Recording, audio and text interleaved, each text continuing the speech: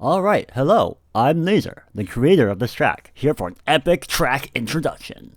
Today's track is called Siege of the North, and it's an updated version, or more like a complete overhaul, of the existing track called Northern Water Tribe, based on the hit show Avatar: The Last Airbender. This is the track's debut race, which is bound to make things interesting, especially given all the new features and concepts the track introduces. For some basic info, this track has a lap time of roughly 1 minute 20 seconds, which firmly puts it as the longest track of the season. It is also one of the most difficult tracks in the calendar, meaning that superior race pace will be amplified and that there is more room than normal to find clean air and outspeed the competition. However, despite the track being difficult, it is typically not very punishing for mistakes.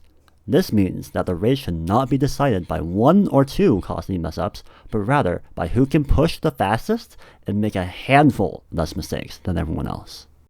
Of course, drivers will also need to navigate backmarkers, which might be more common than usual due to the high difficulty likely stretching the range of skill in today's roster. To navigate backmarkers, drivers can pit stop 3 times at any point in the race to get them 50 seconds away from slow drivers around them. But they also have a variety of options of overtaking mechanics to fly right past their adversaries on track. The first area to talk about for overtaking mechanics has got to be the temple skip area. Temple skip is a shortcut that only should save about half a second, but only lose you about half a second if you fail it. Additionally, it has been engineered to allow drivers who use the skip to overtake people who did not take it, even though the skip is not too much faster than the normal route. It is worth noting that the temple skip will be blocked off during qualifying. There are also boat taps in both the skip and non-skip routes that drivers can use to overtake, just in case. Additionally, just southeast of this area, there is another boat tap in case all else fails. So drivers should not be scared that they won't have the tools to overtake other people. What they perhaps should be scared of, though, are the difficult parts of the track. There are 2 particularly difficult parts of the track. First is the jump section, where drivers jump between cannonballs and off of a Fire Nation ship. Second is the houses section, where drivers weave between houses at extreme downhill speeds. And while both sections are difficult, you only lose about half a second when you fail. Of course, there's also the temple skip shortcut.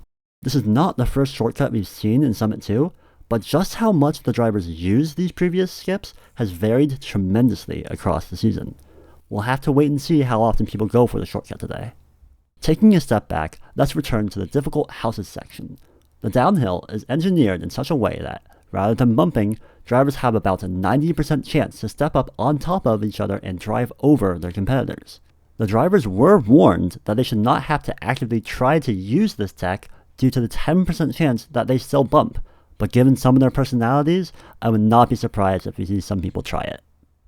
Otherwise, to handle race starts, there is an extra section of track that the drivers will start the race from.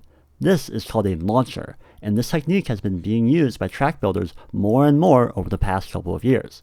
This launcher in particular has a nasty second turn, where we might see some chaos.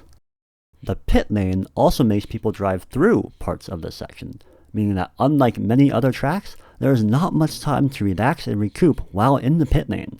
Faster drivers will also naturally complete the pit lane faster than slower drivers, rewarding good driving skill.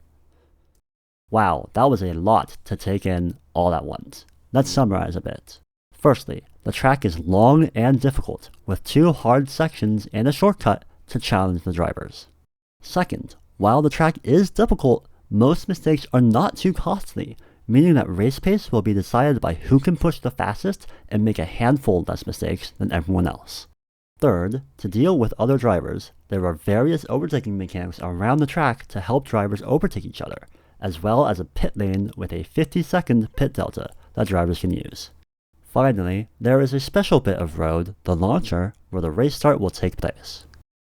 Alright, that's about all I've got. Hopefully we see a great race today. This has been Laser, signing off. Back to you, Reno.